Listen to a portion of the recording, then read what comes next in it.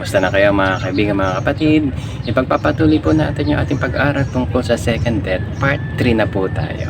Second Death Part 3. Mga kaibigan, mga kapatid, kung naalala nyo, meron akong video na ang title ay 7 tao na nakarating sa langit.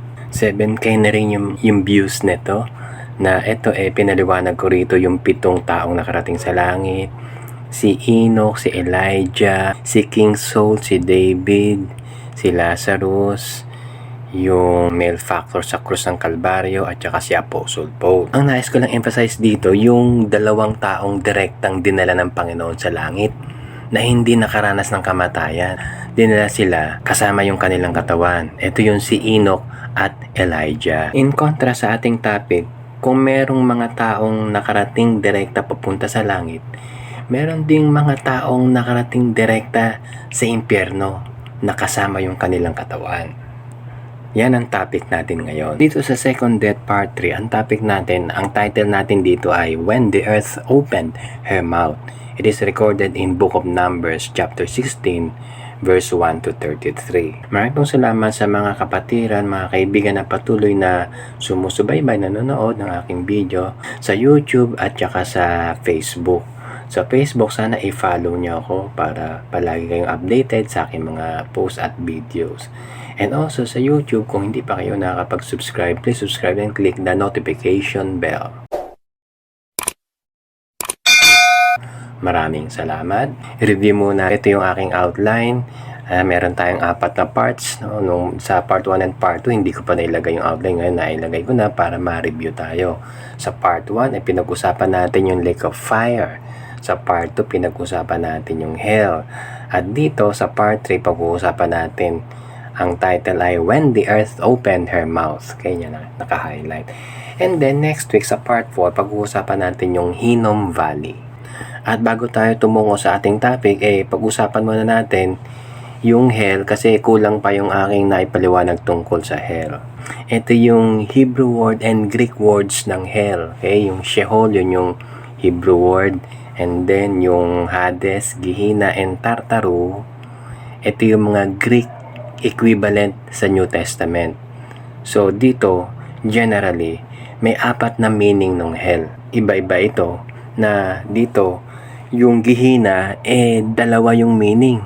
So hindi lang 4 na meaning, 5 meaning to. And again, doon sa Old Testament, lahat ng word na hell doon, ang katumbas niya ay Sheol. So, ibig sabihin, ang Sheol na Hebrew word ng hell ay merong 3 category. Okay? Na, ang ibig sabihin, kapag binasa mo yung Hebrew word na hell sa Bible, sa Old Testament, 3 ang katumbas niyan. Yung unang-una tungkol doon sa hell mismo na impyerno na merong eternal fire. Pangalawa, yung grave. Pangatlo, yung pit. So, ang Sheol, depende kung paano ginagamit sa Bible yung salitang Sheol. Okay? Depende dun sa context ng verse sa Bible. Ito, 2 verses to. Isa sa Proverbs, tapos isa sa Isaiah. Unahin ko yung Proverbs 15 verse 24, yung sa ibabaw. The way of life is above to the wise, that he may depart from hell beneath. Yung verse sa ibaba, Isaiah 14 verse 9. Hell from beneath is moved for thee to meet thee at thy coming. Mapapansin nyo, hinighlight ko dyan yung words na hell beneath. Okay? Parehong merong hell and beneath. So yung hell dito, tumutukoy dun sa hell na merong apoy. Okay? Na ito ay may particular na lugar. May direksyon Ito ay nasa ilalim ng lupa.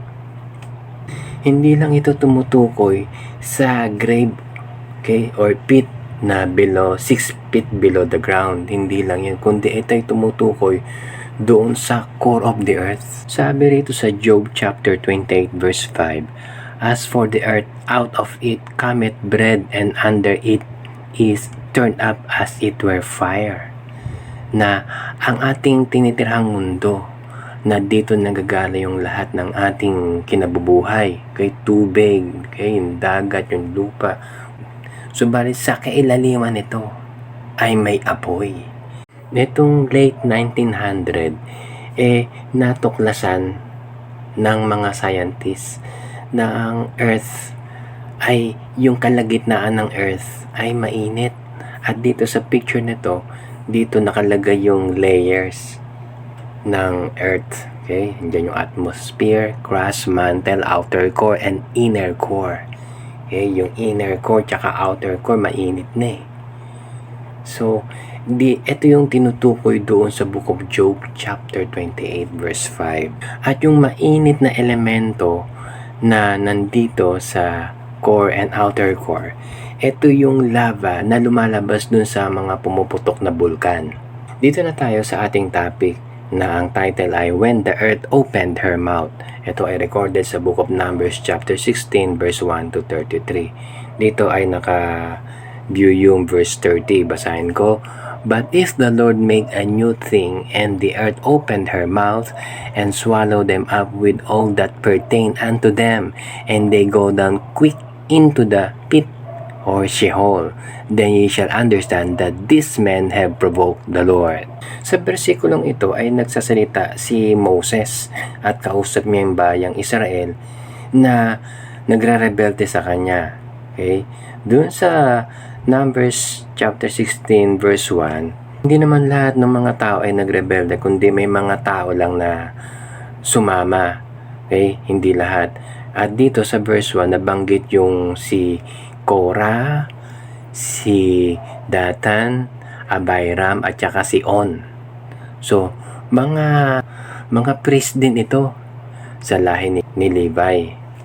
Sabi sa verse 2, and they rose up before Moses with certain of the children of Israel, 250 princes of the assembly, famous in the congregation, men of renown.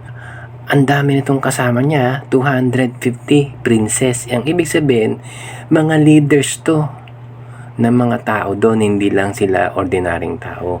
Nagsama-sama sila at pinuntahan nila si Moses at ito yung sinabi nila.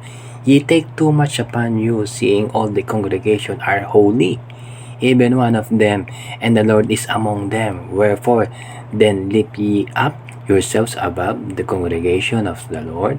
Ang suma total nito, itong mga grupo ng mga taong to ay naiinggit kay Moses kasi palagi na lang si Moses yung pinaparinggan ng Panginoong Diyos.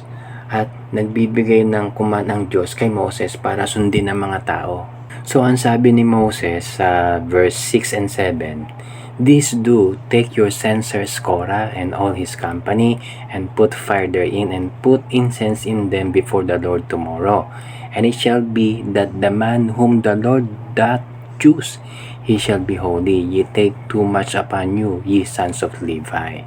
Hindi kagad sumunod at kinutya pa ng grupo ni Korah si Moses. But later on, sumunod din si Korah. Ang sabi dun sa verse 19, And Korah gathered all the congregation against them unto the door of the tabernacle of the congregation, and the glory of the Lord appeared unto all the congregation.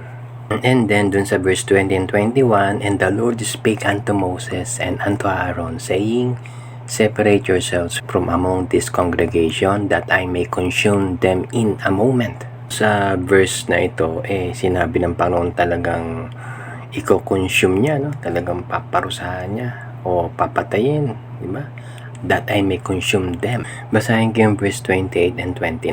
And Moses said, Hereby ye shall know that the Lord has sent me to do all these works, for I had not done them of mine own mind. Verse 29, If these men die the common death of all men, or if they be visited after the visitation of all men, then the Lord hath not sent me. Okay, yung kasunod na itong verse 30 na nakalagay dito. Itong verse 30 na binasa natin kanina, ito yung prediction ni Moses na binigay sa kanya ng Panginoon kung anong gagawin niya sa mga taong to. Itong nakasulat sa number 16:30 ay nagkatotoo na bumuka yung lupa at nahulog lahat ng mga tao doon.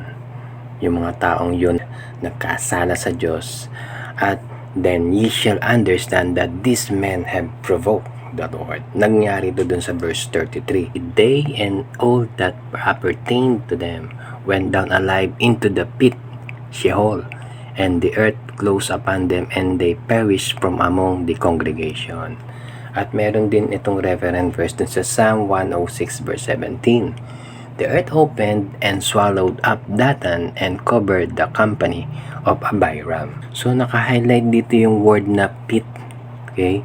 Na ibig sabihin ay Sheol, hell, na ito yung apoy ng impyerno sa may core, doon sa core of the earth. Hindi tinitingnan ng Diyos kung ano yung position mo sa buhay, sa lipunan, kung ikaw ay mataas na tao, kundi kung ano yung nasa puso mo. Itong mga taong to ay totoong walang pananampalataya sa Diyos. Wala silang pagsisisi ng kasalanan. Hindi nila talagang kilala ang Diyos bilang Panginoon. Doon sa ating introduction ay nabanggit ko yung 7 taong nakarating sa langit at yung 2 taong buhay pa na sila ay kinuha ng Diyos, si Enoch at saka si Elijah. Ang batayan lang ng pagliligtas ng Panginoon ay yung ikaw ay nagsisi ng kasalanan at tinanggap mo ang Panginoong Jesucristo sa iyong puso. So ganun din yung requirement niya sa bawat isa. Inaamin mo na makasalanan ka at tinatanggap mo si Kristo sa puso mo bilang Panginoong tagapagligtas, ikaw ay dadali niya sa langit. So ang ibig sabihin, itong mga taong to, hindi nila talaga kilala si Kristo, ang Diyos, bilang Panginoong tagapagligtas, kung kaya nagagawa nila yung mga bagay na yon. Subalit ang mga tunay na anak ng Diyos, kung tunay na anak ng Diyos ka, ay meron kang pagpapakumbaba at irerespeto mo at sasambahin mo ang tunay na Diyos ng Biblia. Kung kaya ay direkta silang pinarusahan ng Panginoong Diyos na sila ay dinala doon sa apoy ng impyerno. Walang hanggang parusa na init na kanilang nararamdaman. Narito po muli yung aking outline. Sa next week, pag-uusapan naman natin yung last part, yung part 4, yung Hinnom Valley. Maraming pong salamat sa inyong panonood. Hanggang sa muli, pagpalain tayo ng ating Panginoon.